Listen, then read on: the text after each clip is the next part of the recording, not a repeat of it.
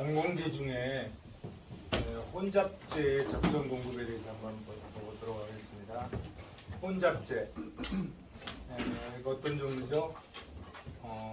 국방, 경찰, 소방 서비스, 각종 지방 공공재, 각종 클럽재 이런 것들.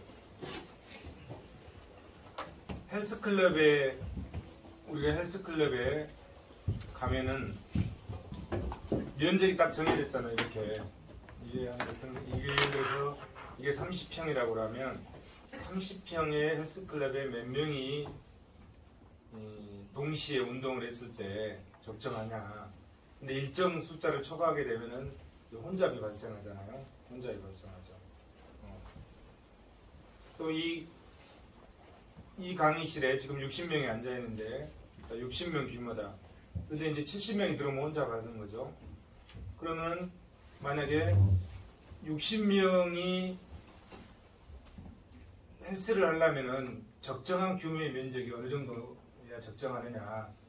두 가지. 이렇게 이용자 수가 몇 명 이용하는 것이 적정할 것이냐. 규모가 주어졌을 때 몇 명 이용하는 게 적정한. 이게 이용자 수잖아요. 그죠? 그 다음에 이용자 수가 정해졌을 때 그 규모를 어느 정도 정해야만이 적정한 규모냐. 두 가지 측면에서 접근할 수가 있겠죠. 그 두 가지 측면에서 이론을 이제 정립해 나가는 겁니다. 자, 혼잡재에 대해서. 자, 클럽재도 혼잡재잖아요. 클럽재. 이용자 수가 증가할수록 기존의 이용자가 얻고 있던 편익의 감소를 심화시키는 집합재. 이런 것들을 클럽재라고 한다. 뷰캐넌이 이 이론을 정립을 했는데, 뷰캐넌은 클럽재의 적정 규모와 적정 이용자 수 도출의 핵심 과제는 두 가지로 갔다. 하나는 적정 이용자 수, 하나는 적정 규모, 적정 이용자 수. 자, 클럽에 가입했을 때, 회원이 가입하면 입회비를 부과함으로써 배제 원칙을 적용한다. 그럼으로써 혼잡 현상을 제거한다. 입회비를 부과하면 입회비를 내지 않은 사람들은 못 들어오는 거잖아요. 이제 못 들어오면 혼잡이 제거가 되는 거죠. 혼잡 현상이 제거되는 거죠. 그렇게 함으로써 그 주어진 규모에서 적정 이용자 수가 몇 명이야 되느냐, 이걸 도출해내는 거고, 두 번째는 적정 규모일 때 적정 규모를 도출하는 거죠.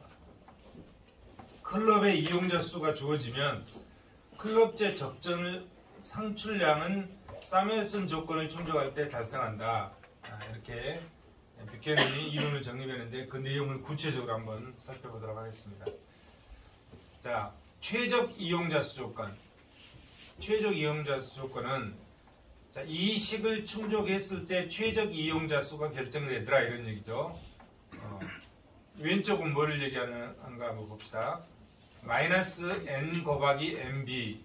n은 클럽재의 이용자 수, 그 다음에 nb는 한계 편익, 그 이용자들이 얻는 한계 편익. 이 한계 편익의 이용자 수를 곱했다. 곱했는데 그게 마이너스잖아요. 마이너스고. 이건 뭘 의미하냐면, 이거는 한계 정체 비용을 의미하는 거예요. 왼쪽은 마이너스니까 마이너스 부정적인 의미잖아요. 한계 정체 비용 또는 혼잡 비용을 얘기하는 거죠. 왼쪽. 이거는 이용자 수가 한 명 증가에 따라 발생하는 한계 정체 비용. 자, 왼쪽. 그럼 그것이 뭐하고 같아야 되느냐? 한계 비용하고 같아야 된다. 한계 비용. 한계 비용은 뭐냐면 C를 N으로 나눈 거잖아요. C가 뭐죠? C는 클럽재 공급의 총 비용이잖아요. 클럽재를 생산하는 데 들어가는 총 비용을 이용자 수로 나눈 것이죠. n분의 1로 나눴잖아요. n분의 1로 비용 부담을 했죠. n분의 1로. 그러면 n분의 1로 나눠서 n분의 1로 비용 부담하고 가입하는 거죠. 그래서 입회비라고 할 수 있죠. 입회비. 네, 이것을 C를 N으로 나눈 거는 한계 비용으로 볼 수도 있고 입회비라고 할 수도 있다. 그래서 한계 비용과 한계 정체 비용이 일치하는 선에서 최적 이용자 수가 결정된다. 이런 얘기죠. 이게 뷰캐넌이 얘기하는 최적 이용자수 조건이다. 이 밑에서 보시면 자, 이 수평축은 회원수가 들어있죠. 회원수가. 그 다음에 수직축은 입회비, 비용이잖아요. 비용이 들어있다. 그러면 총편익은 이렇게 되죠. 총편익은 이렇게 되고 총비용은 이렇게 되겠죠. 자, 총편익, 총비용. 그러면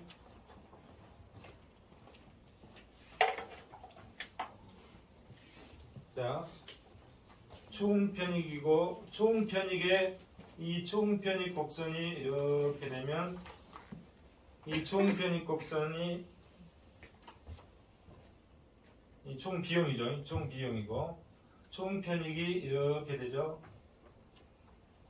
총편익 곡선이 이렇게 되면 이게 TV 총편익이죠. 그러면 여기에 한 점의 접선의 기울기 이것이 이제 한계편익이잖아요. 그게 한계편익이죠. 그 다음에 총비용이 요거 되고 그것의 한 점의 접선의 기울기 두 개가 일치했는 거잖아요. 두 개가 평행하게 일치했다. 그죠? MB 리코로 MC가 같아졌다 이런 얘기잖아요. 그 점이 이렇게 이거죠. 이 점에서 한계 편익과 한계 비용이 일치하는 이 점에서 순편익이 최대가 된 거잖아요. 이게 최대가 됐잖아요. 순편익이 극대를 이뤘다 이런 얘기죠. 극대가 된다. 그런 얘기죠. 순편익이 극대가 되고 여기서 보면 자, 한계편익은 마이너스 C 이게 총 아까 뭐라고 그랬죠? 총비용 클럽제 공급의 총비용이잖아요. 총비용을 이용자 수의 제곱으로 나눈 것이 한계편익이다 이런 얘기잖아요. 그게 한계편익인데 이렇게 되면 이것은 이쪽으로 가니까 하나를 이쪽에다 주니까 N1이 가고 MB는 마이너스 CN 이렇게 되잖아요. 이렇게 되죠? 이렇게 풀어지는 거잖아요. 이렇게 이것을 이쪽에다 갖다 붙이고 이거는 마이너스 N 곱하기 MB는 N분의 C 요거는 한계 정체 비용 이거는 한계 정체 비용 이거는 총 비용을 사람 숫자로 나눴으니까 n분의 1로 나눈 거잖아요. 그래서 이게 입회비 이거는 한계 비용 한계 비용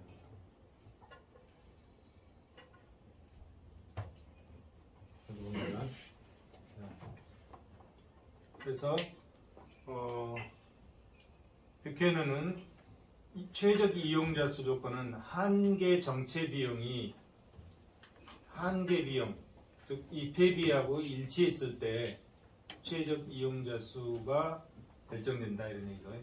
그거를 그림으로 보면 총 편익의 한 점의 접선의 기울기와 총 비용의 한 점의 접선의 기울기가 일치했을 때 그 기울기가 일치하는 점에서 이 갭 순편익이 극대가 된다 이런 얘기겠죠.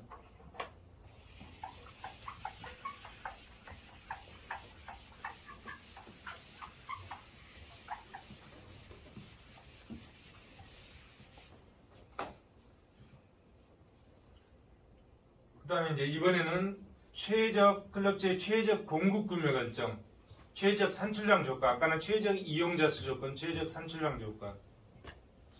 가정, 이용자 수가 n명이고 이용자들의 선호가 동일하며 공공재로부터 동일한 편익을 얻는다고 가정하고 G는 공공재고 X는 사적재다.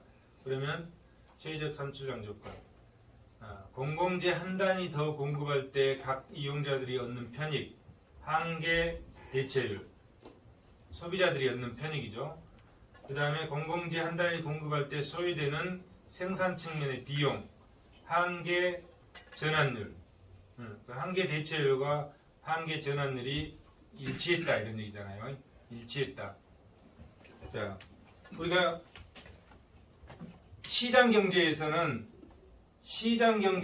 항상 뭐가 있죠? 이렇게 됐잖아요.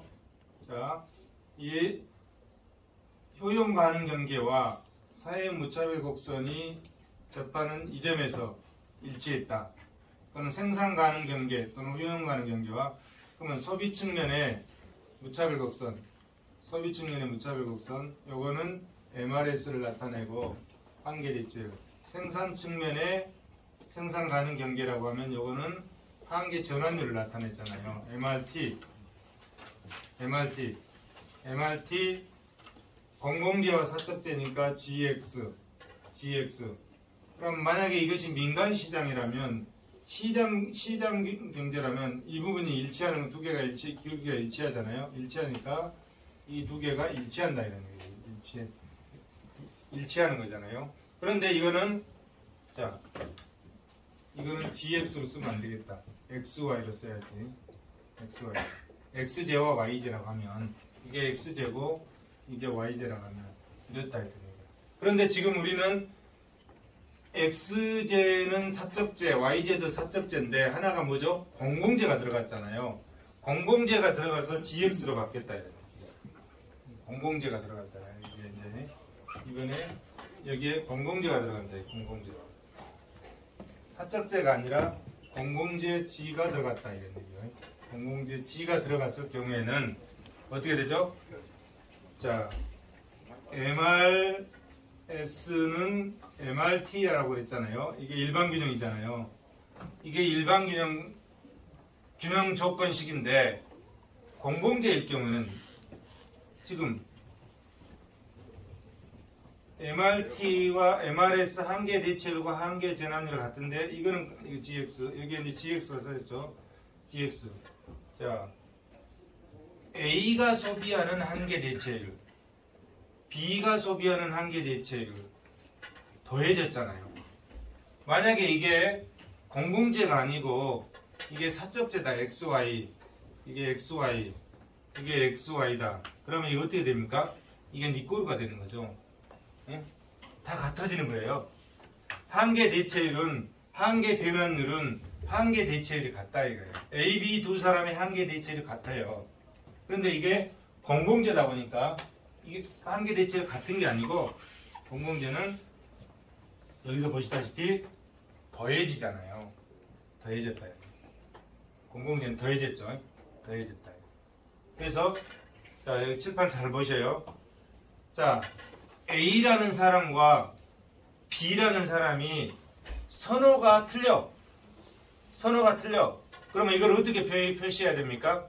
A, B 두 사람이 선호가 틀리다면 시그마 MRS XY GX 이렇게 표시해요.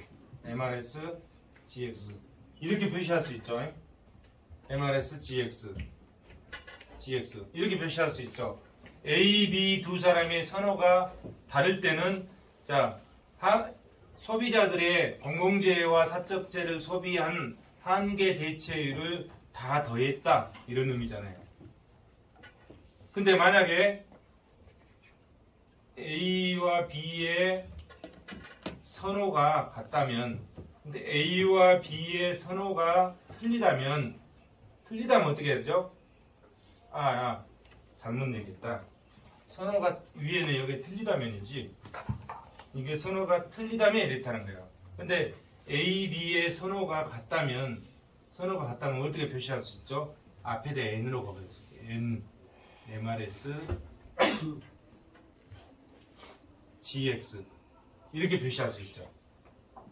이렇게 이거 이해되시나요?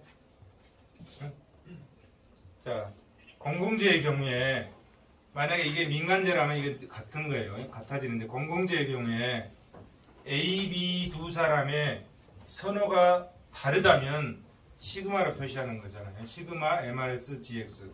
A, B 두 사람의 선호가 같다. 그럼 마치 한 사람이 있는 거하고 똑같잖아요. 그냥 숫자만 곱하면 되지. 숫자만. 그래서 앞에다가 N을 곱해서 N MRS GX로 표시했다. 여기에 NMRS GX로 표시했다면 모든 사람들의 선호가 같다는 전제하에 N이 이렇게 들어가는 거예요. N이. 만약에 선호가 틀리다면 시그마로 들어가야 됩니다. 시그마로. 시그마가 어떨 때 시그마로 들어가고 어떨 때 N으로 들어가는지 그 차이를 지금 설명하는 겁니다. 그래서 최적 산출량 조건은 한계 대체율의 이건 뭐예요? 합이잖아요. 합.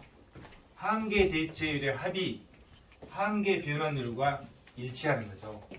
공공재와 사적재의 소비로 인한 한계 대체율의 합이 공공재와 사적재의 생산 측면의 한계 변환율과 일치했을 때 최적 산출량이 도출된다. 이런 의미죠.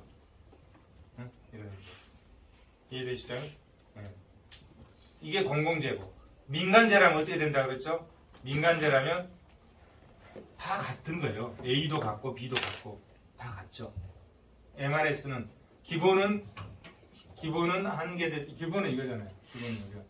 우리가 자세히 공부했었죠. 기본은 이거 MRT와 MRS가 일치한다. 이런 얘기잖아요.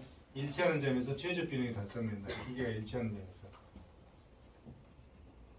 민간 시장에서 사적재는 이랬다. 이게 사적재는 일치하는 데서. 그래서 만약에 자, 이 MRS XY는 MRT XY잖아요. 이거는 무수히 많은 사람들의 많은 사람들께서 다 그것이 한계 대체율이 한계 변환이라고 일치하는 거죠. 민간 시장에서는. 근데 공공시장에서는 어떻게 돼? 공공재에서는 A, B 두 사람이 일치하는 게 아니라 다 각각 더해줘야 된다. 더해주는데 사람들의 선호가 다르다면 각각 다르다면 시그마로 표시하고 선호가 다 같다고 동일하다고 전제한다면 N으로 표시한다. N으로 표시한다. 이런 얘기죠.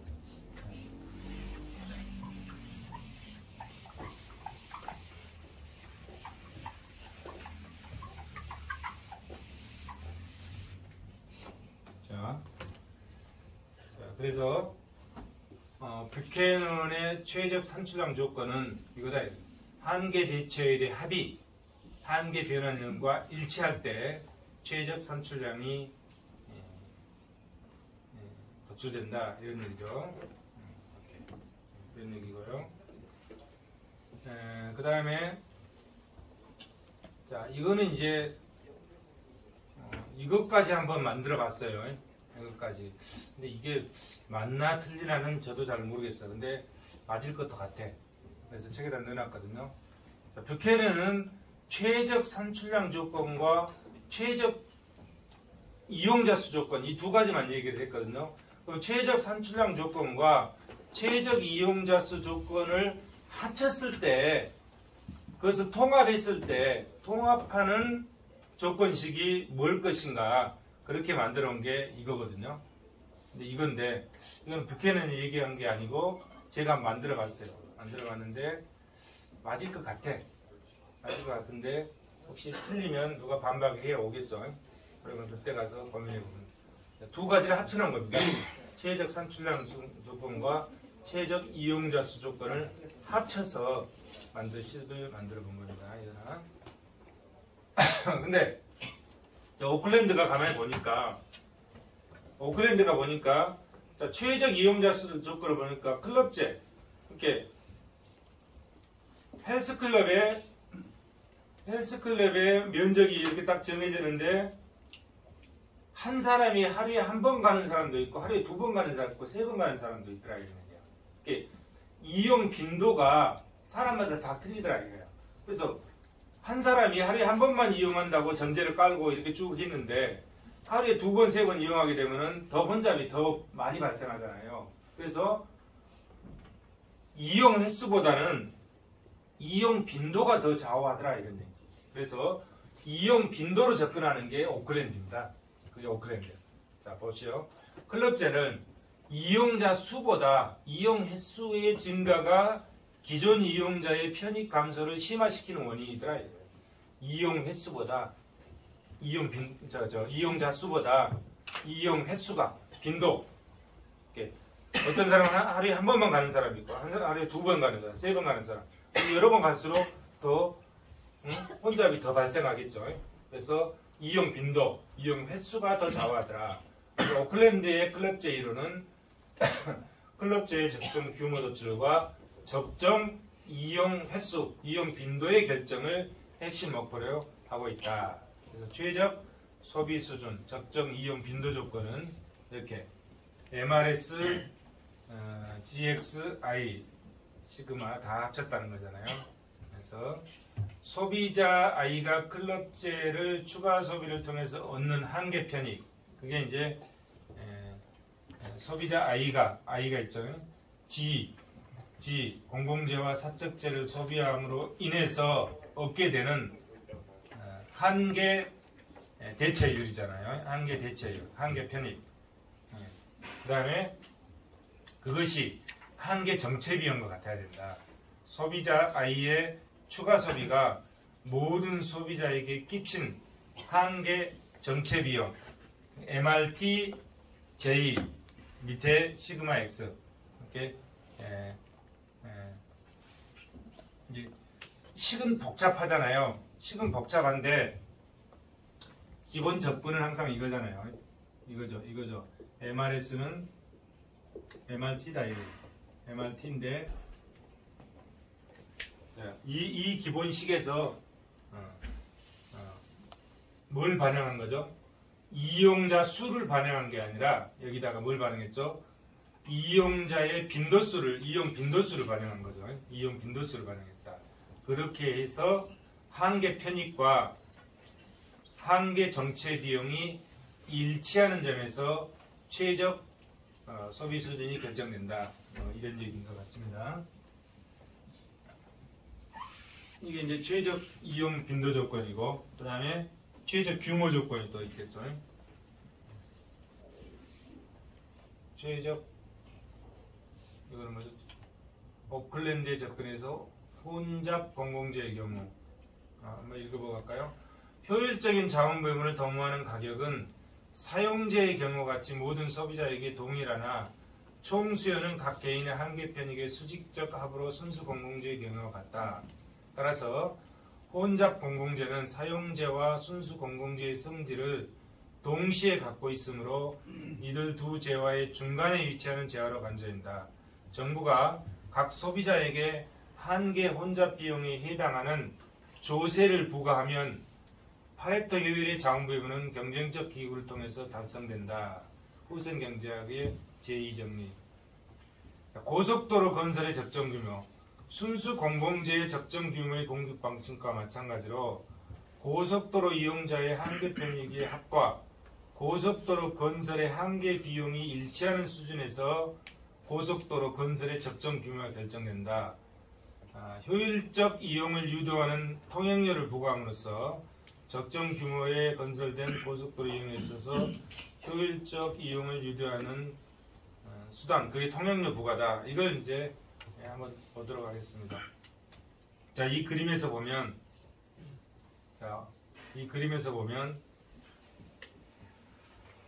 이게 이제 앞에서 한번 봤던 그림이잖아요. 어디서 봤죠? 환경정책에서 한번 봤던 그림일 겁니다. 자, 이 밑에 부분을 이용자 수로 보고, 여기는 이제 가격이죠. 이용자 수로 보고, 자, 수요곡선이, 이게 수요곡선이죠. 수요곡선이 이렇게 되니까, 수요곡선 하나만 있다는 것은, 수요곡선은 사적 한계 편익과 사회적 한계 편익이 일치한다는 얘기잖아요. 수요곡선 하나밖에 없으니까. 이 일치한다는 전제 조건을 깔고 있는 거죠.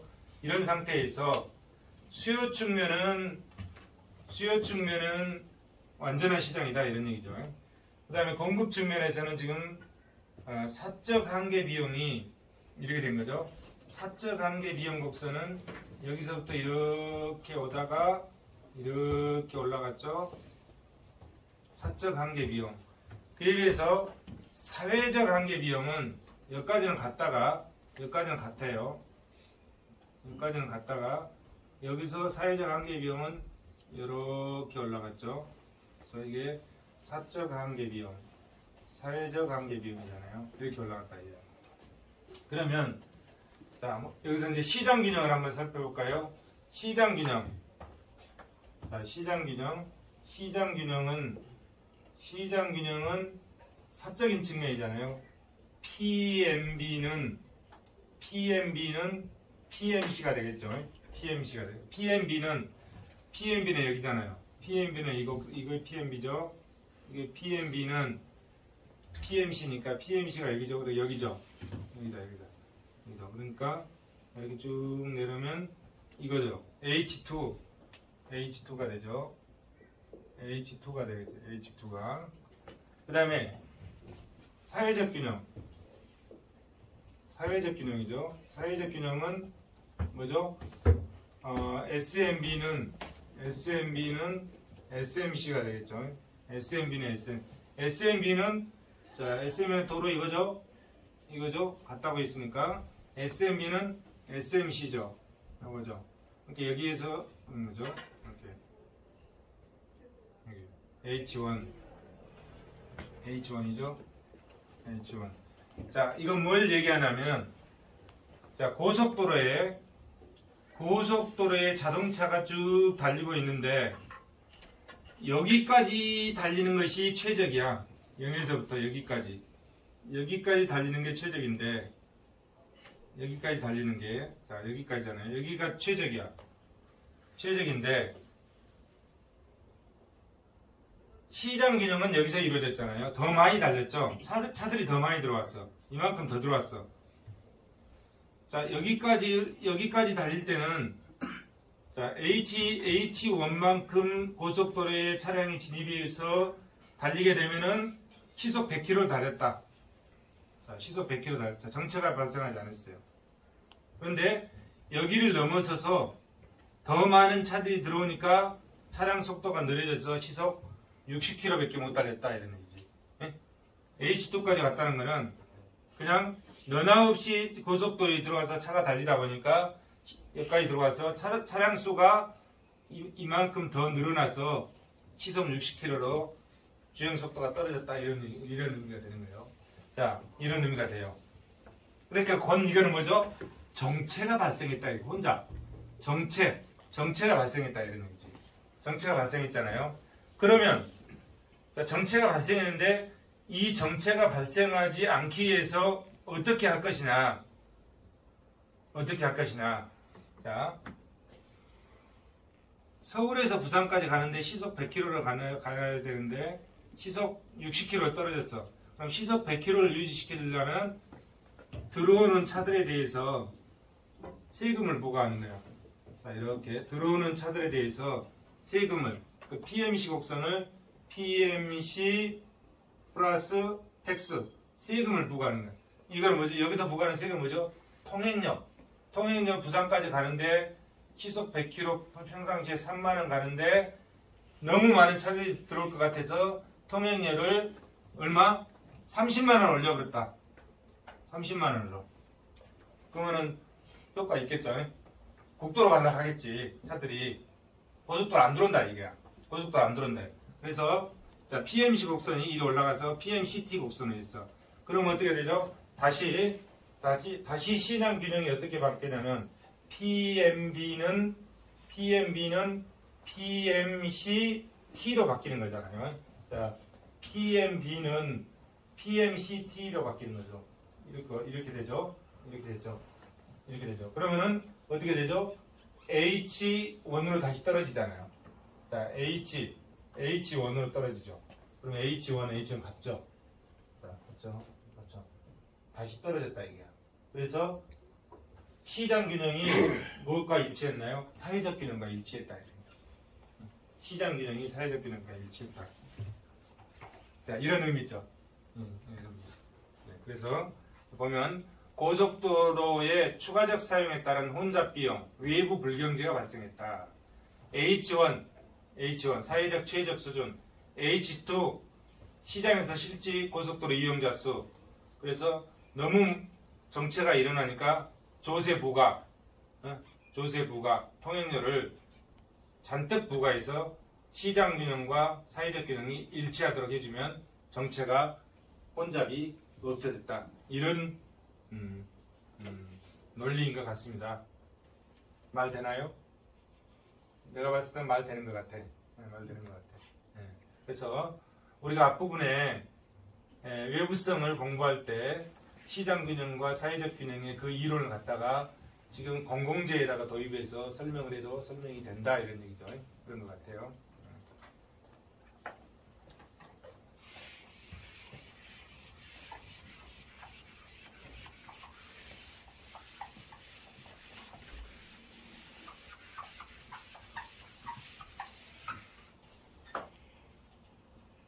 자, 오클랜드에 접근해서 이제 최적 산출량 조건,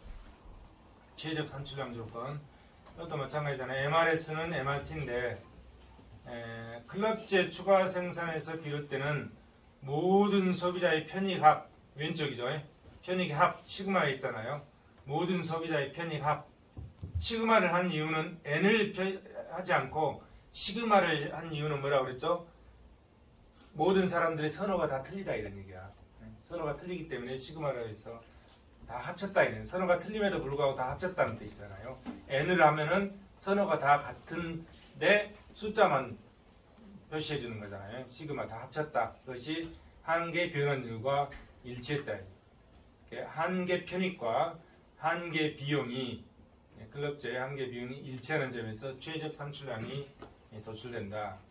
북해런과 오클랜드의 클럽제 모형이 보여주는 바는 클럽제의 경우에도 시장에서 거래가 이루어지는 사적제와 마찬가지로 클럽제도 그 이용자에게 동일한 가격을 요구함으로써 정체를 적절히 조절할 수 있을 뿐만 아니라 적정한 공급도 실현할 수 있다는 가능성을 보여주고 있다. 이런 거죠.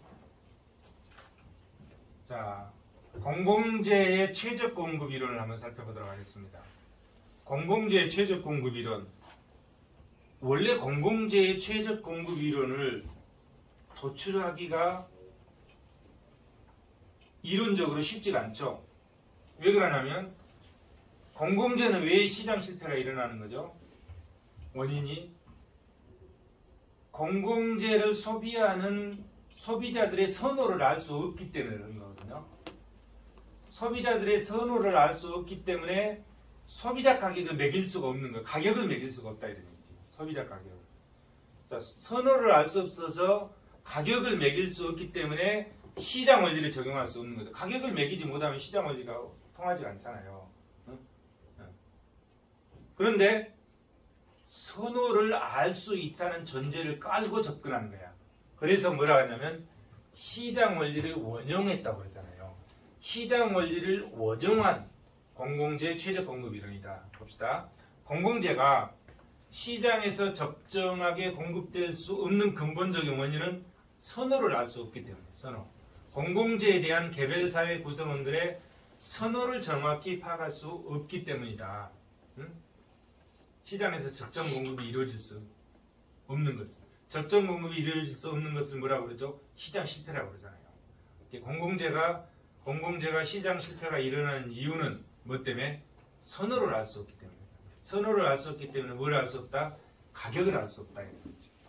그런데 만일 공공재에 대한 개별사회 구성원들의 수요를 정확히 알 수 있다고 하면 시장의 의사결정 원리를 이용해서 공공재를 적정 공급하는 방안을 도출할 수 있을 것이다. 그래서 이러한 가정하에 이론을 전개해 보겠다. 그래서 제목을 뭐라 했어요? 시장 원리를 원용했다고 그랬잖아요. 시장 원리를 원용한 공공재의 최적 공급이란다.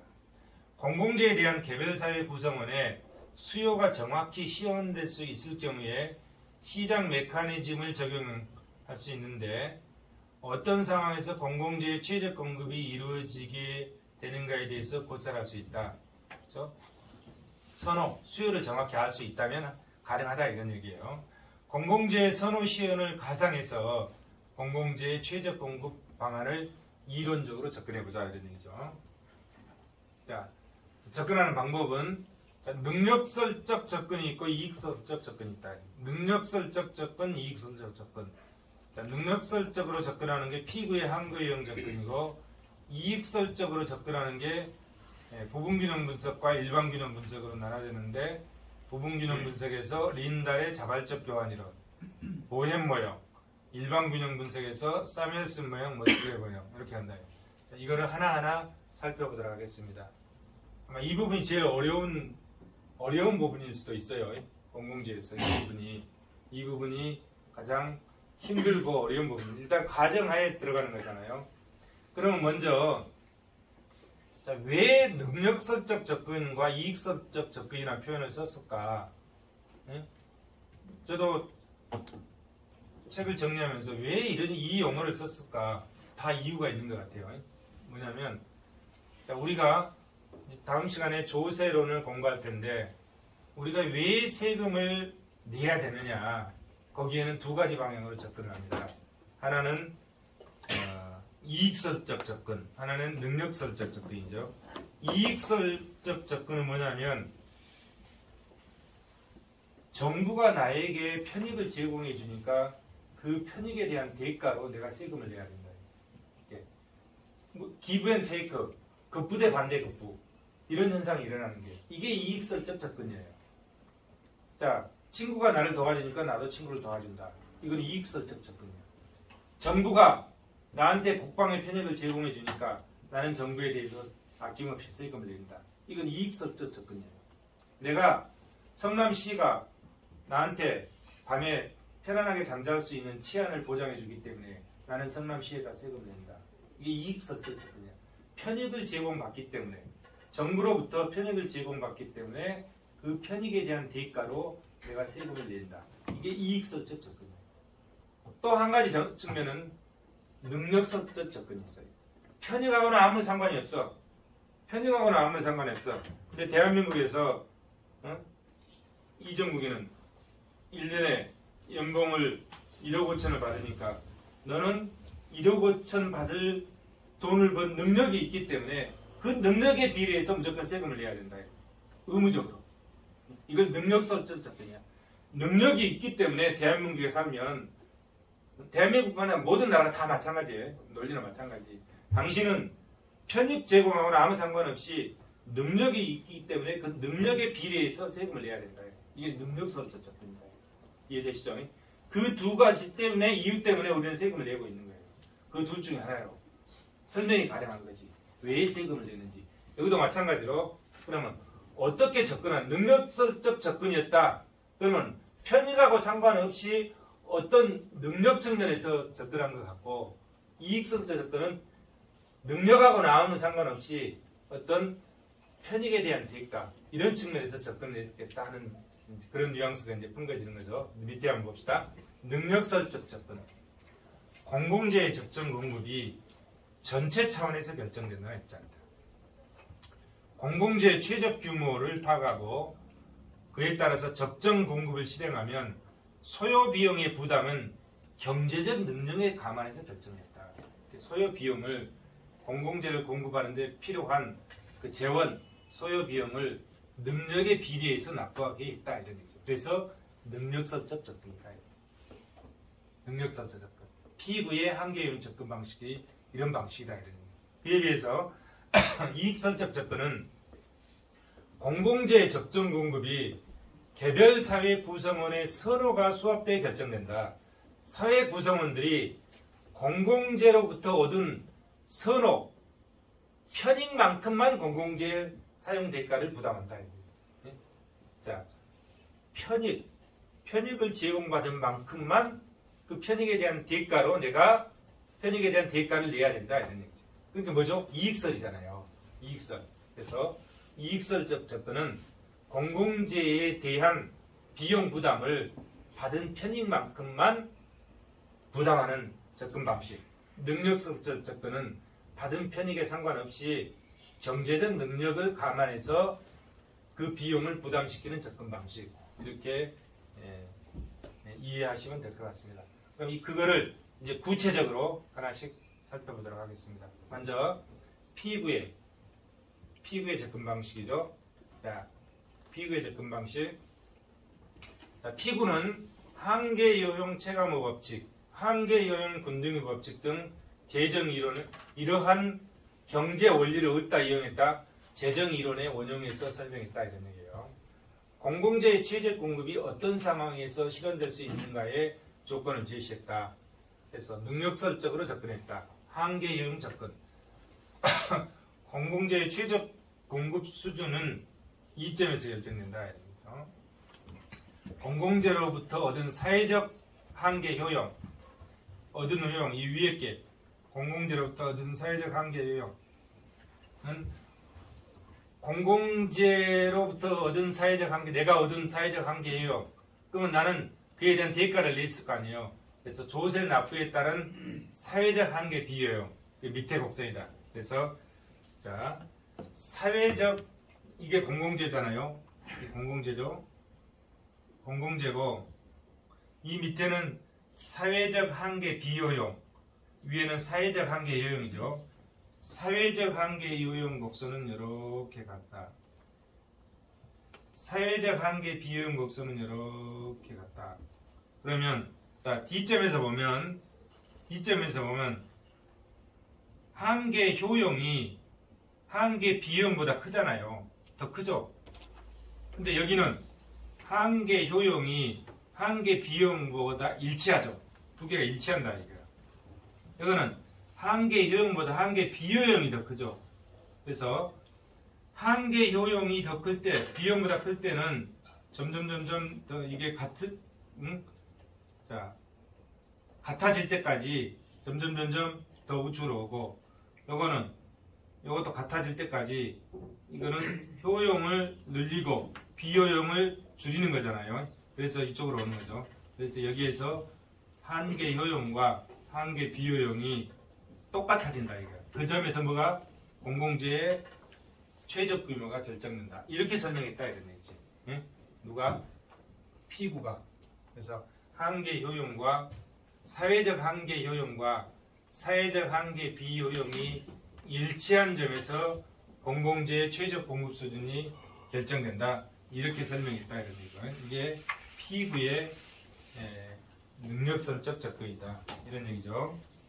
그 다음에 린달의 자발적 교환이론. 린달의 자발적 교환이론. 자, 여기 보시면 자, OA죠. 여기는 OB죠. 그러면 A의 원점이잖아요. A의 원점이고 이 수평축은 가격이야. 이 가격을 린달 가격이라 하거든요. 린달 가격이고 이 수직축을 공공재예요. 양이에요. 일반적으로 우리가 수요곡선 하면은 수요곡선을 할 때 수평축이 양이잖아요. 수평축이 양이고 수직축이 가격이죠. 그래서 수요곡선을 이렇게 그리죠. 수요곡선은 이렇게 그리잖아요. 그런데 지금 여기서 수요곡선은 반대로 그려졌어요. 자, A의 입장에서 보면 수직축이 양이고 수직축이 양이죠. 수평축이 가격이잖아요. 프라이스 가격이잖아요. 이렇게 그려진 A의 수요곡선이다 이런 얘기예요.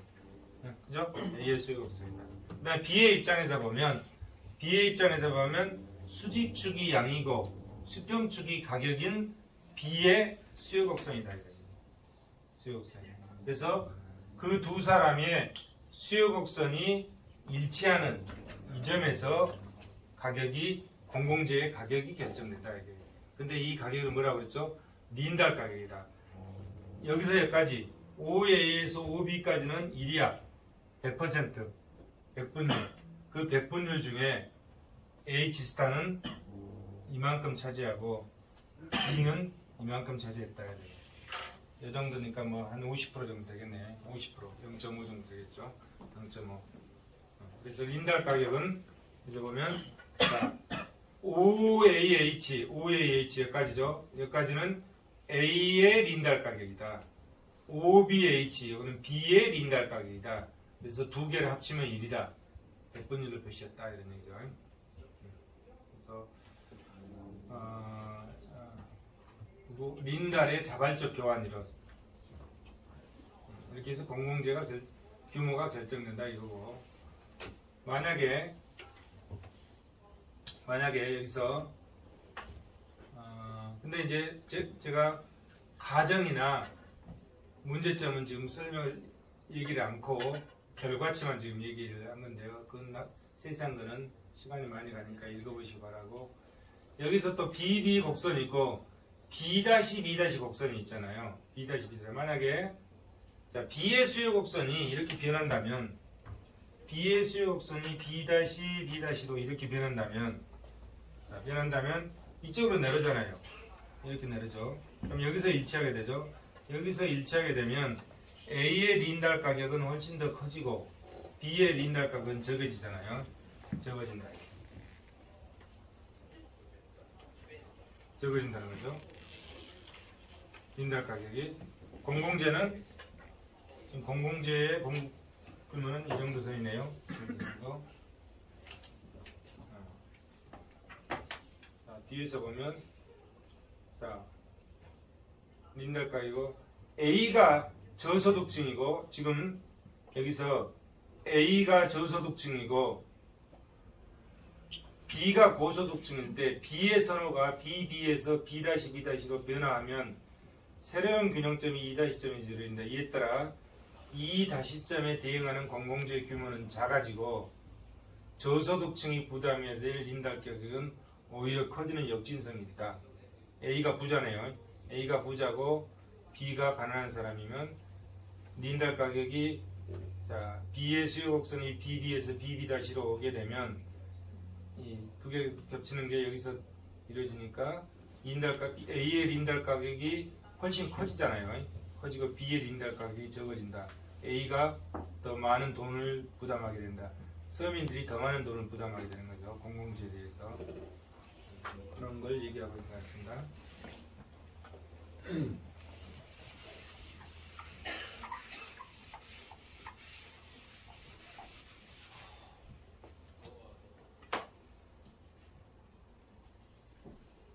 자, 이번엔 보행 모양.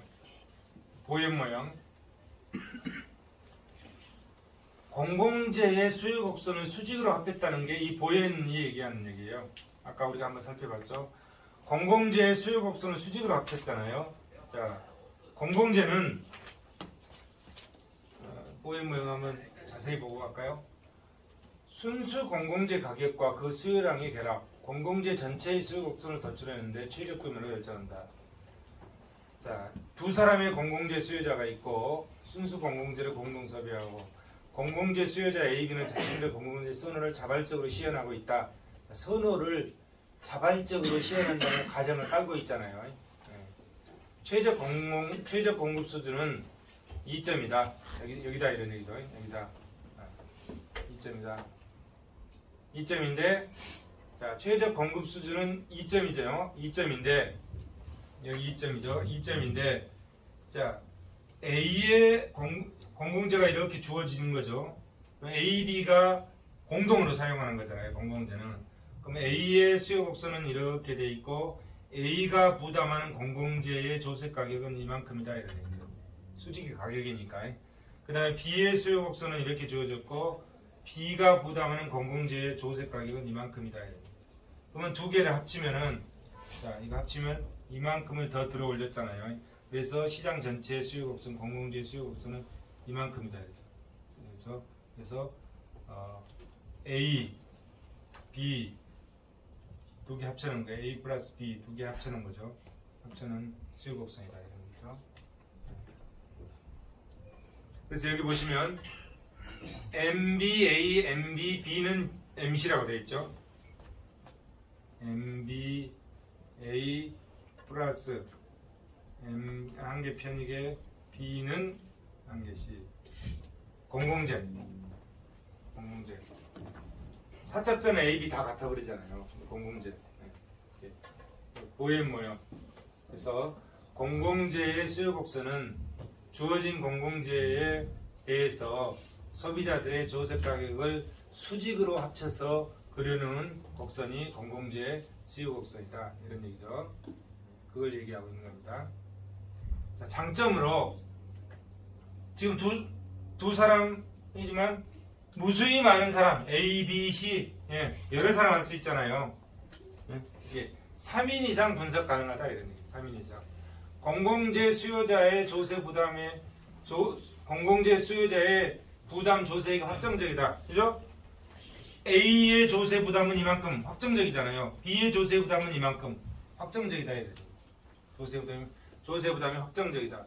수요자의 합의 도출이 용이하다. 이런 장점이 있고 단점으로 공공재 선호의 기초의 수요 곡선이 이론적으로만 가능하다. 공공재 선호 기초 수요 곡선이 이론적으로만 가능하다. 동일 소비의 차별적 조세 징수의 현실적 어려움. 말이 쉽지 A, B만큼 말이 쉽지 현실적으로는 쉽지 않다 이런 얘기죠. 사적재를 제외한 공공재의 적정 공급만 독립적으로 다루고 있기 때문에 이거는 부분균형 분석에 불과하다. 사적재는 없잖아요. 공공재만 다루니까 부분균형 분석이다 이런 얘기죠. 이런 단점이 있다. 그래서 이런 단점을 또 보완해서 또 이론이 나오게 되죠. 자, 이번엔 사뮤엘슨 모델을 한번 살펴보죠. 사뮤엘슨이 이익설적 접근이잖아요. 사뮤엘슨이 가정부터 한번 볼까요? 한 경제 내에 한정된 자원의 민간 부분과 공공 부분을 적절히 배분한다. 그렇게 함으로써 사회의 우선을 극대화함으로써 최적 규모를 도출할 수 있다. 가정은 순수 사적재와 순수 공공재가 각각 한 종류만 존재하고 한정된 가용자원을 배분한다. A와 B, 2인의 공공재 소비자만 있는 경제를 가정하고 A와 B 두 소비자의 순수 사적재 소비량이 서로 다르지만 순수 공공재 소비량은 동일하다는 전제를 깐다. 순수 사적재와 순수 공공재는 완전한 정보를 갖고 있는 한 기업에 의해서 공급된다. 순수 공공재의 자원 배분은 공공재 소비자 개인의 개인적 손해에 좌우되고 개인적 손해는 이미 알려져 있다. 이런 가정하에 최적 공급은 효율성 조건과 공평성 조건 두 개의 조건을 냈죠. 효율성 조건에서는 한계 대체율의 합이 한계 변환율과 일치했을 때 효율성 조건이 달성된다. 이런 얘기죠. 여기서 이걸 사뮤엘슨 조건이라고 그러거든요. 사뮤엘슨 조건이죠. 한계 대체율의 합이 아까 앞에서 한번 봤잖아요. 한계 대체율의 합이 한계 변환율과 일치할 때 다시 얘기하면 시그마를 표시할 수 있죠. 선호가 각각 틀리니까 한계 대체율의 합이 한계 변환율과 일치할 때 효율성 조건이 달성된다. 이런 얘기고 공평성 조건은 사회 무차별 곡선과 효용 한계 곡선이 접하는 이점에서 달성된다. 이런 얘기죠. 앞에서 봤듯이 여기서 달성된다. 이런 얘기죠. 여기서 달성된다. 이런 얘기죠. 뒤에 그림이 나오니까 뒤에서 보도록 하겠습니다. 자, 문제점을 먼저 보고 가죠. 문제점. 사회 구성원들이 어떻게 관계를 맺느냐에 따라서 공공재의 적정 공급 양상의 상위에서 무수히 많은 해가 존재한다. 자, 이게 뭔 얘기냐면 우리가 앞부분에서 우리가 공부할 때 엣지우스 상사를 통해서 이 엣지우스 상사를 통해 가지고 이걸 그려냈잖아요. 효용 가능 경계를 그려내고 사회 무차별 곡선이 접했을 때 이 효용 가능 경계를 그려냈을 때 효용 관계를 그려낼 때 이것이 무수히 많은 형태를 띌 수 있다고 그랬잖아요. 처음에 엣지우스 상사를 통해서 처음에 낼 때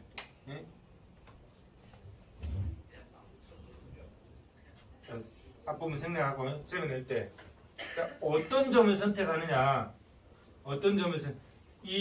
이 생산 가능 곡선상에 어떤 점을 선택하느냐, 이 점을 선택했으면 여기에 엣지우스 상사가 이렇게 들어가는 거죠. 이 점을 선택하면 여기에 엣지우스 상사가 이렇게 들어가는 거예요. 이걸 선택했기 때문에 이게 나온 거야.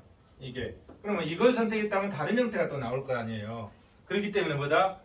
무수히 많은 해가 존재한다. 이 말 이해하시겠죠? 무수히 많은 해가 존재하는 거예요.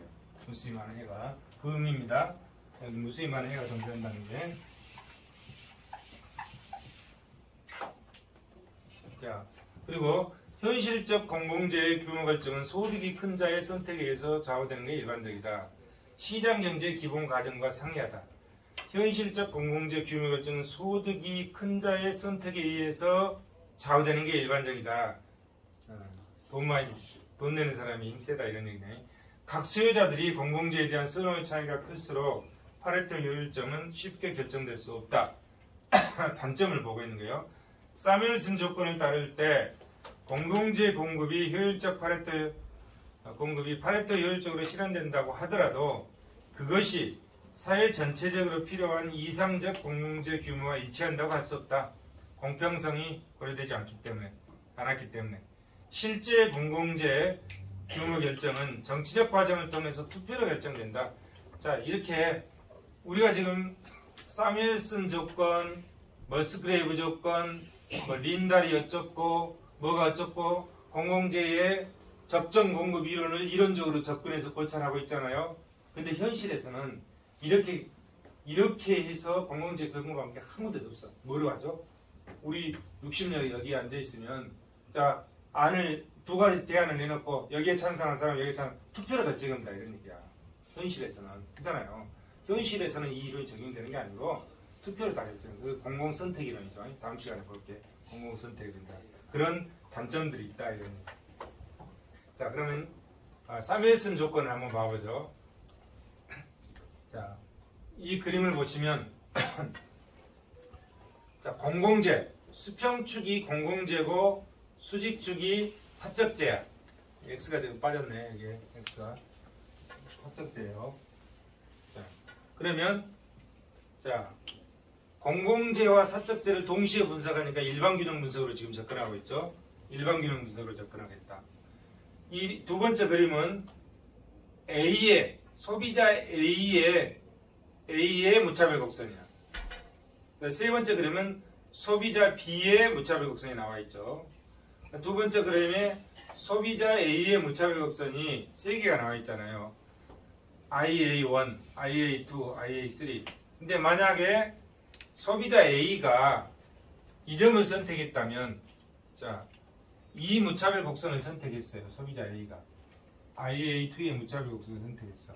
그러면 자, 공공재와 사적재의 생산 가능 곡선이 이렇게 돼 있잖아요. 이렇게 돼 있으면 A의 무차별 곡선이 이 IA2에서 결정된다면 그대로 갖다 그리면 이거 이렇게 된다. 이렇게 된다. 이게 IA2죠. 이게 그대로 갖다 그린 거예요. IA2다. 그러면 이 전체의 생산 가능 곡선에서 B 이게 A죠. A, B, A의 선택 영역. 자, 그러면 A의 선택 영역은 A의 무차별 곡선이 요거니까 이 밑에 이만큼. 이건 A의 선택 영역이다. A의 선택 영역. 그럼 B의 선택 영역은 나머지잖아요. 이 나머지 이 부분이다.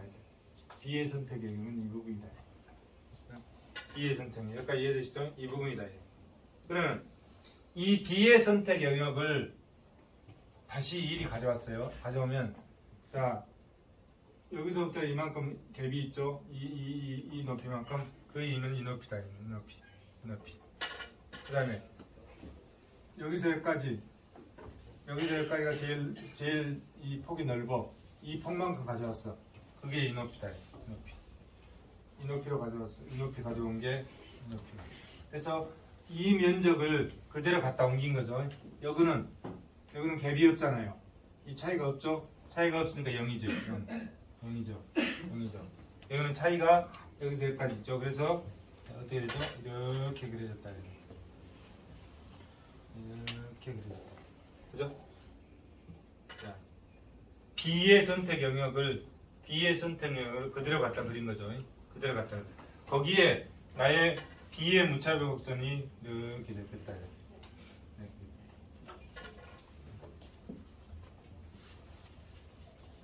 자, 보시면 자, 몇 가지 이제 이해되시죠? 자, 효율성 조건. A의 효용 수준과 A의 효용 수준 IA2는 B의 IB1, 이게 IB1이잖아요. IB1의 B는 IB1에서 최고의 효용 수준. 여기서 사이의 우생이 극대화되고 파레토 효율적 자응배분이 이루어진다. 자, 그랬을 때 한계 대체율 MRS GXA와 MRS GXB는 한계 변환율과 일치한다. 한계 변환율과 일치한다. 자, 이거죠. 그래서 자, A가 소비하는 한계 대체율과 B가 소비하는 한계 대체율. A가 소비하는 한계 대체율. 그것이 이거죠. A가 소비하는 한계 대체율이 IA2잖아요. 이거잖아요. 이거. B가 소비하는 한계 대체율. 이거죠. 이거. 그래서 자, A가 소비하는 한계 대체율, B가 소비하는 한계 대체율. 그 두 개를 더한 것이 한계 변환율과 같다. 이거는 소비 측면이죠. 이건 소비 측면이고 이건 생산 측면이잖아요. 생산 측면의 한계 변환과 같다. A의 한계 대체율 플러스 B의 한계 대체율. 그래서 더했다는 거잖아요. 더한 것이 한계 변환과 같다. 이것을 사뮤엘슨 조건이라고 한다. 사뮤엘슨 조건. 그래서 사뮤엘슨이 설명해서 나온 거죠. 아까 먼저 이 조건을 앞부분에서 먼저 봤는데 그거는 어떻게 나왔다? 사뮤엘슨 이론에서 나왔다. 그래서 이거를 사뮤엘슨 조건이라고 한다. 사뮤엘슨 조건이 뭐라고요? A의 한계 대체율과 B의 한계 대체율을 더한 것이 무엇과 같다? 한계 변환율과 같다. 이것을 사뮤엘슨 조건이라고 한다. 공공재잖아요. 여기 GX죠. GX. 만약에 아까도 말씀드렸듯이 MRS는 MRT인데 이게 기본식이잖아요. MRT인데 만약에 이게 사적제라면 MRS XY A는 MRS XY B는 MRT XY. 사적제는 이렇게 되죠. 사적제는 이게 다 같아지는 거죠. 다 같아지는데 공공제는 어떻게 된다? 같아지지 않고 다 더해진다. 더해지잖아요.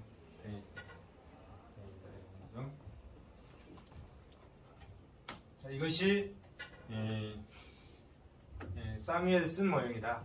이익설적으로 접근하는 공공재 최적 공급 이론의 사뮤엘슨 모형이다. 이런 거죠. 자, 사뮤엘슨 모형에서 금방 봤던 거는 뭐죠? 효율성 측면이고 이제 공평성 측면까지 이제 감안하는 거죠. 공평성 측면까지 감안을 하게 되면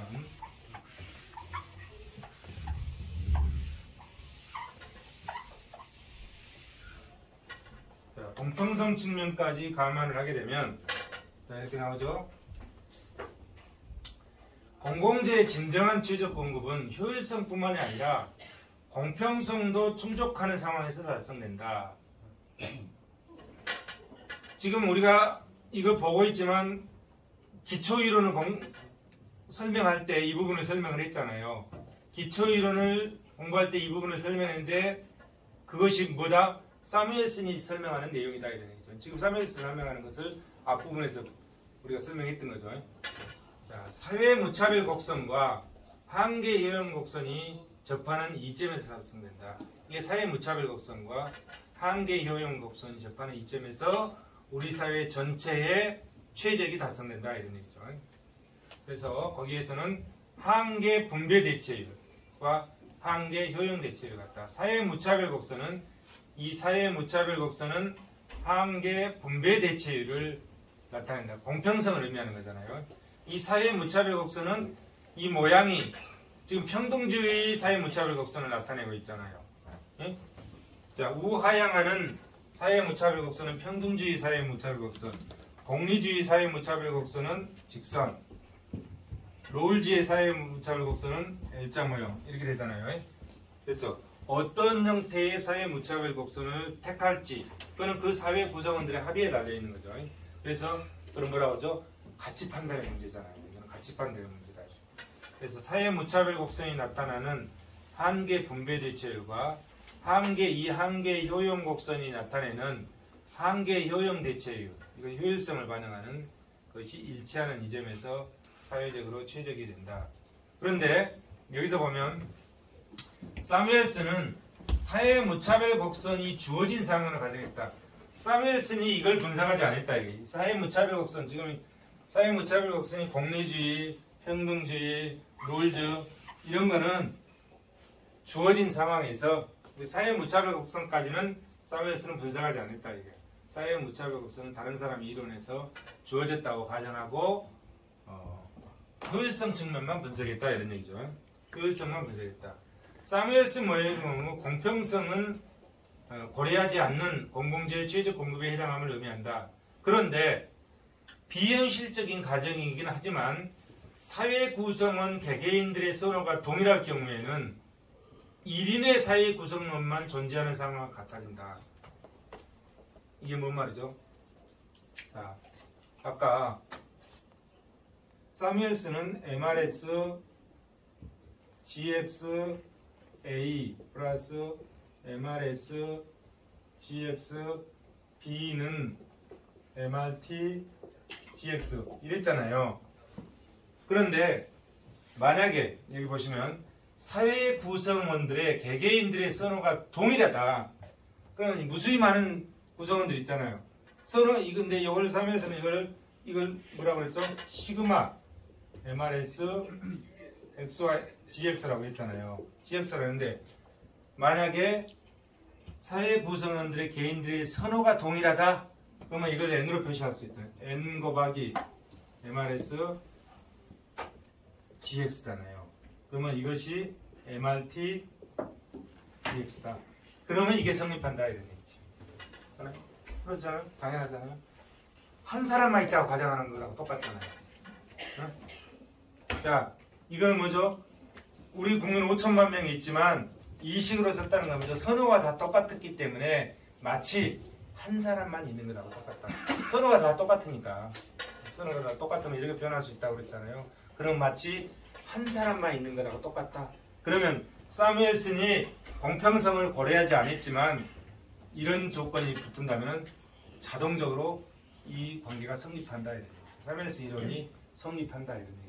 한 사람 마치 한 사람만 있는 것 같아서 성립한다. 그 얘기를 해주고 있는 겁니다.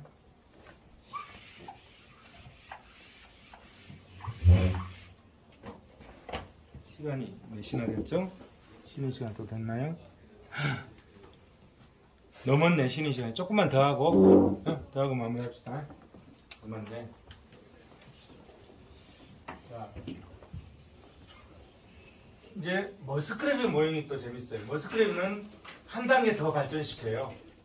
한 단계 더 발전. 지금 우리가 공공재 최적 공급 이론의 가장 꽃이 머스크랩의 이론이거든요.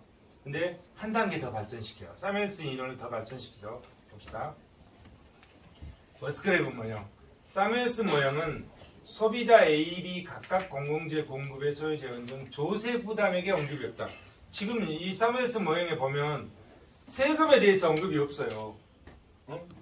조세 부담에 대한 언급이 없어. 조세 부담에 언급이 없어. 아까 보행 모형은 보면 이 높이만큼이 다 조세잖아요. 근데 사무엘슨 모형은 조세에 대한 언급이 없다. 조세에 대한 언급이 없다. 이러한 한계를 보완한 접근이 뭐다? 머스크랩 모형이다. 그래서 가정을 A와 B 두 사람의 소비자가 순수 공공재를 소비하고 각각 한 종류의 순수 공공재와 순수 사적재를 공급한다. A와 B의 소득 수준은 사적재의 상대적 보유량에 의해서 결정된다. 공공재의 공급량은 A, B의 선호를 반영해서 결정된다. 공공재의 공급 비용은 각 개인이 공공재 소비에 대해서 지불하는 조세 가격은 상이하다. 공공재를 공급하는 계획 위반자는 공공재 소비자인 A, B의 선호를 정확히 선호를 안다는 전제하에 계속 접근하잖아요. 사실은 선호를 모르죠. 선호를 모르기 때문에 공공재는 시장 실패가 일어난다 이런 얘기를 했죠. 공공재의 적정 공급 이제 결론이죠. 사무엘슨 모형의 결론이죠. 사회 후생 극대화는 최적 자원 배분점하고 일치하고 그 점이 2점이고, 자, 한계 대체율이 공공재와 사적재로 인한 한계 대체율이 시장에서 상대가격 비율하고 같다. 한계 대체율이 시장에서 공공재와 사적재의 상대가격 비율과 같아질 때 최적 자원 배분이 된다. 이런 거죠. 특징은 소비자 AB의 상대적 사적재 보유량에 의해서 그 사회의 최초의 소득 분배가 결정된다. 뒤에서 볼 겁니다.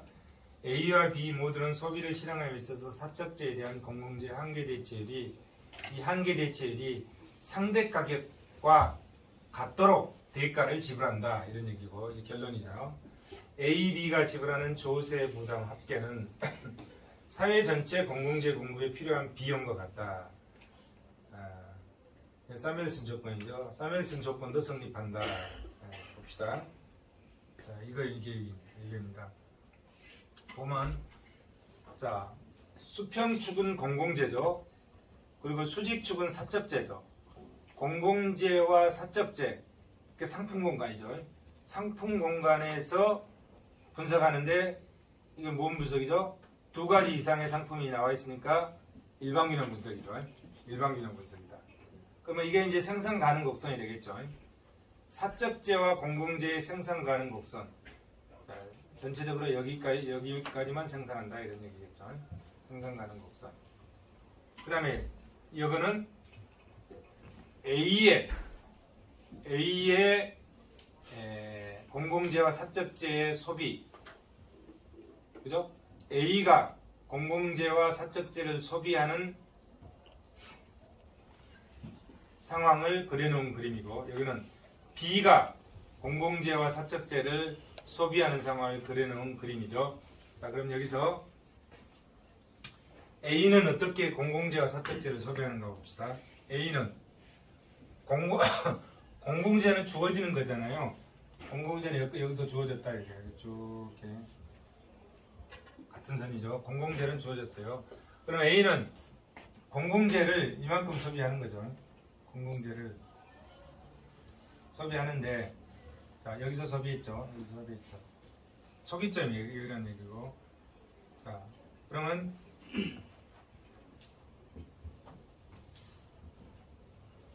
A의 공공재와 사적재의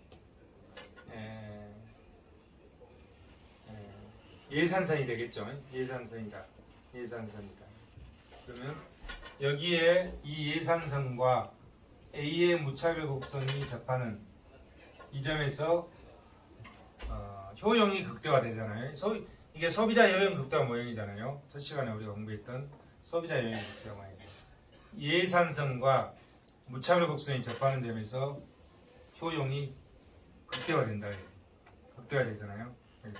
근데 공공재의 가격이, 자, 공공재 그리고 사적재, 공공재의 가격이, 자, 공공재의 가격이 줄어들었다. 그러면은 예산선이 이렇게 바뀌겠죠. 이렇게 바뀌겠죠. 그러면 바뀐 이 예산선에 또 B의 A인가요? A의 무차별 곡선이 이렇게 접었죠. 맞아. 그러면은 오르면은 이쪽으로, 내리면 저쪽으로. 그래서 이 효용 극대화점을 다 합쳐놓은 이것이 미시경제학에서 얘기하는 가격 소비 곡선이죠. BCC 이게 가격 소비 곡선이에요. 가격 소비 곡선. 여기서는 MV로 표시를 했던 가격 소비 곡선 MV 가격 소비 곡선이죠. 이 가격 소비 곡선이죠. 자, 여기까지 다 이해되시죠? 여기까지 이해되시죠? 여기도 B도 마찬가지죠.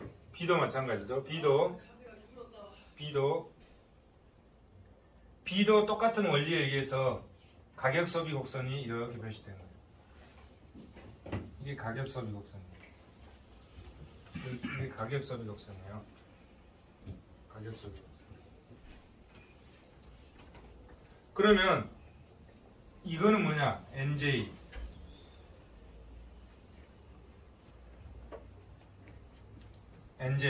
NJ는 뭐냐면, 자, A의 가격 소비 곡선이 이렇게 지금 갔잖아요.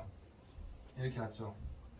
어차피 A의 가격 소비 곡선이 이렇게 가면, 여기 A의 가격 소비 곡선에 대응하는 B의 대응점이야. B의 대응점. A의 가격 소비 곡선이 이렇게 채택됐다면 B의 대응점은 이렇게 되는 거예요. 만약에 A의 가격 소비 곡선이 다른 형태로 채택이 됐다면 이거 또 바뀌겠죠. 이해되시나요? 자, NJ가 뭐라는 뜻이 이해되시나요? A의 선택이 가격 소비 곡선의 선택이 이렇게 주어졌기 때문에 B는 거기에 대응해서 NJ선이 이렇게 그려졌다. NJ선 이해되시죠? 그 다음에 NW는 B의 가격 소비 곡선이고, 자, NJ만 이해하면 돼요. 이 NJ. A의 가격 소비 곡선이 이렇게 주어졌을 때 거기에 대응하는 B가 A에 대응해서 보인 반응선이에요. 반응선이다.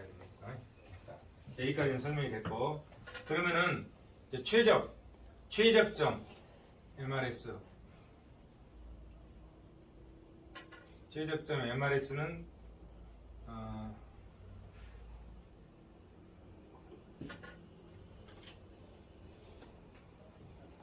A가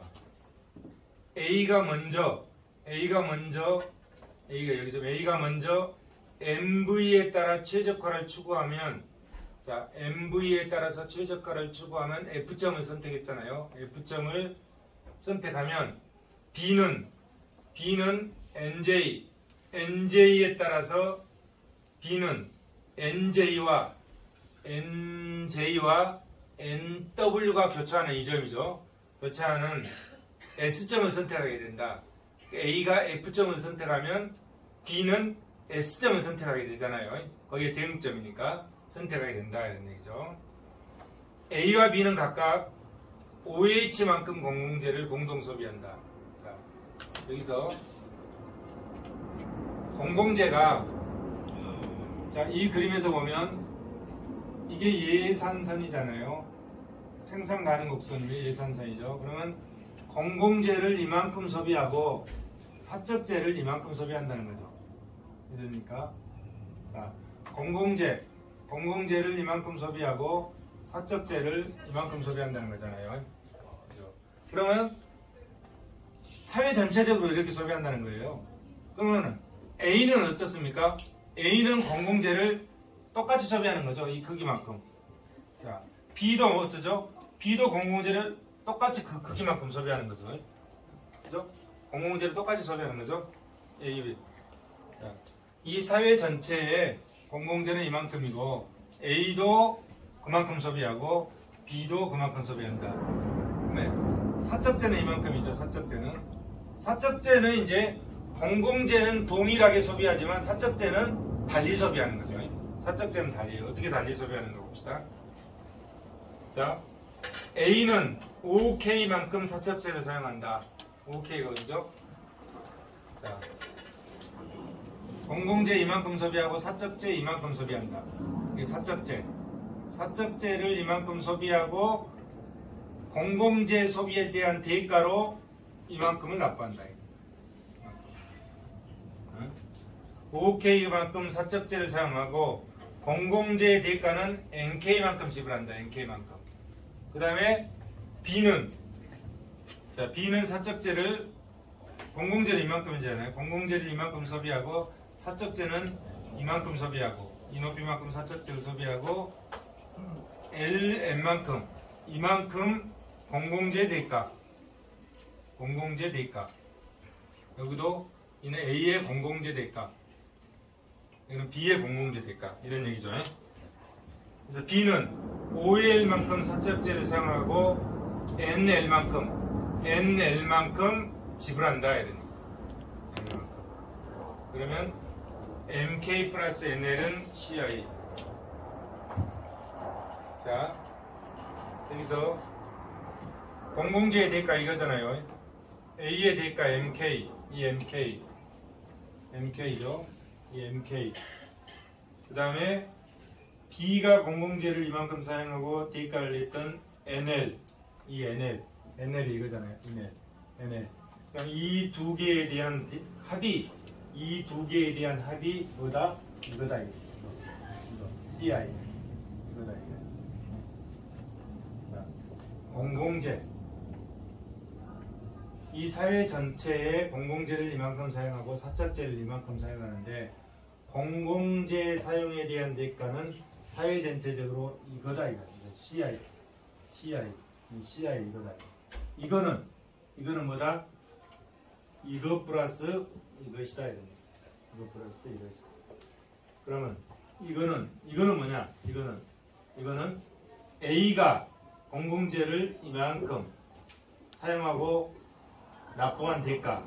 이거는 B가 공공재를 이만큼 사용하고 납부한 대가다.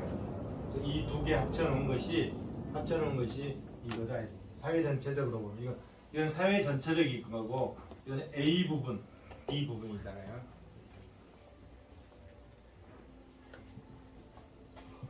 자, 다 됐나요?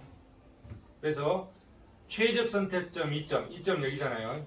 최적 선택점 2점 여기에서는 이 부분이죠. 이 부분에서는 MRS GX죠. GX는 PX분의 PG 이렇게 되겠죠. 이것이 일치하면 됩니다. 이점에서는 이렇게 된다. 이것이 최적점입니다. 최적선입니다. 그래서 사회 전체적으로 공공재의 최적 공급이 이루어진다. 이렇게 설명한 게 뭐다? 머스그레이브 모형이다. 이런 얘기는.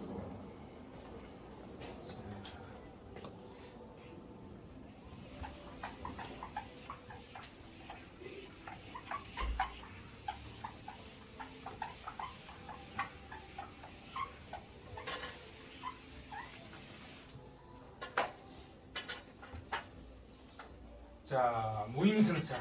이제 공공재를 비배제성 때문에 무임승차의 문제가 생길 수밖에 없잖아요. 무임승차의 문제. 자, 공공재 비배제성으로 인해서 선호 표출이 왜곡된다. 비용 부담을 하지 않으려고 하는.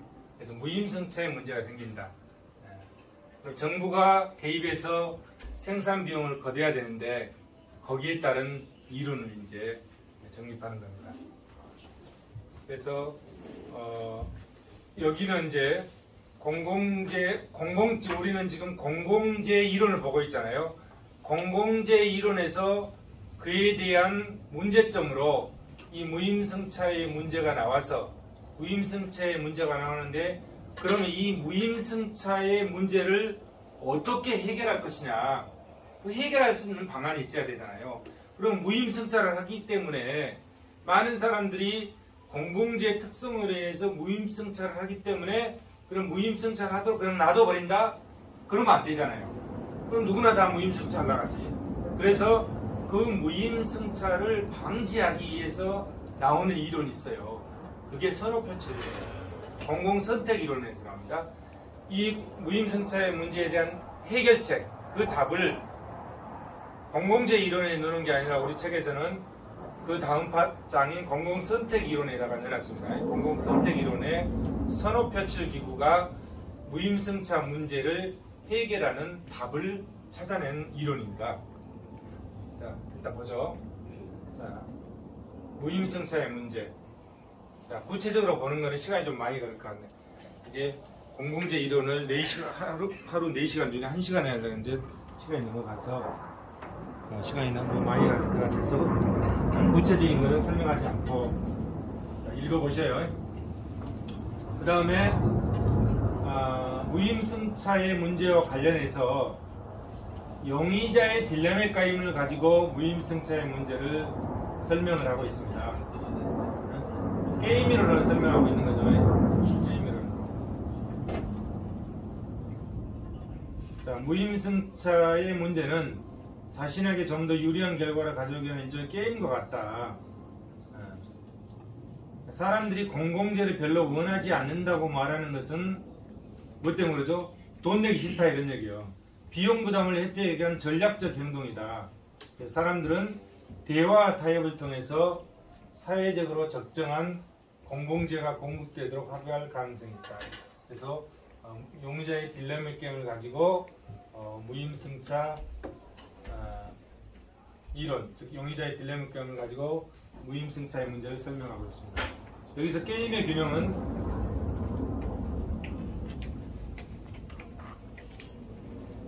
자, 이것까지만 설명을 해볼까요? 자, 이거를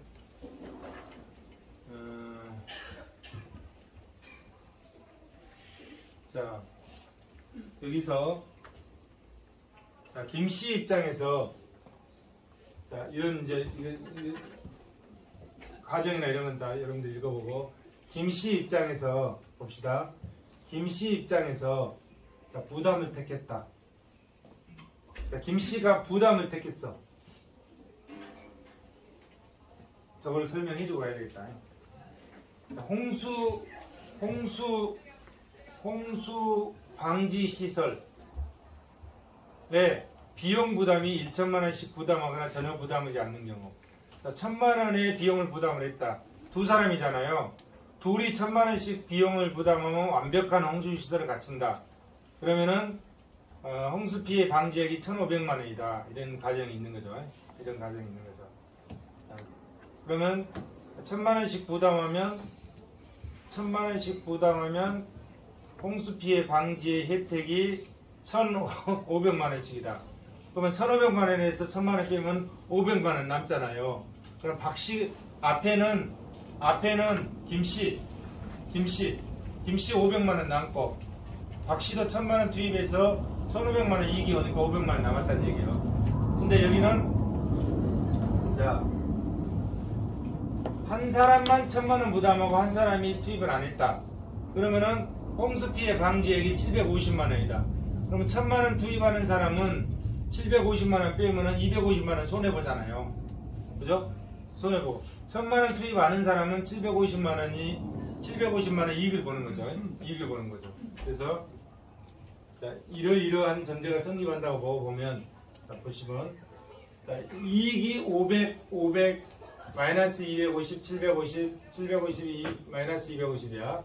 그러면 게임의 균형이 어디서 이루어진가 한번 봅시다. 김씨가 부담하는 전략을 택했어. 김씨가 이 전략을 택했어요. 그러면은 박씨는 앞에가 김씨예요. 박씨는 이득이 이게 큽니까? 이게 큽니까? 이게 크잖아요. 박씨는 김씨가 부담하는 전략을 택하면 박씨는 부담하지 않은 전략을 택한다. 그죠? 이게 이익이 크잖아요. 김씨가 부담하지 않은 전략을 택했어. 그러면 박씨는 어느 이익을 택해? 김씨가 이 전략이야. 그러면 박씨는 뒤가 박씨예요. 마이너스 250 손실을 봅니까? 0. 이 0이 더 크잖아요. 이게 되겠네요. 그래서 김씨가 부담하는 전략을 택하든지 부담하지 않는 전략을 택하든지 박씨는 부담하지 않는 전략을 택한다. 박씨는. 그죠? 그 다음에 박씨가 부담하는 전략을 택했어. 그러면 김씨는 자 박씨가 전략이 주어졌어요. 부담하는 전략으로. 그럼 김씨가 앞에라고 그랬죠. 500 똑같고. 자 김씨는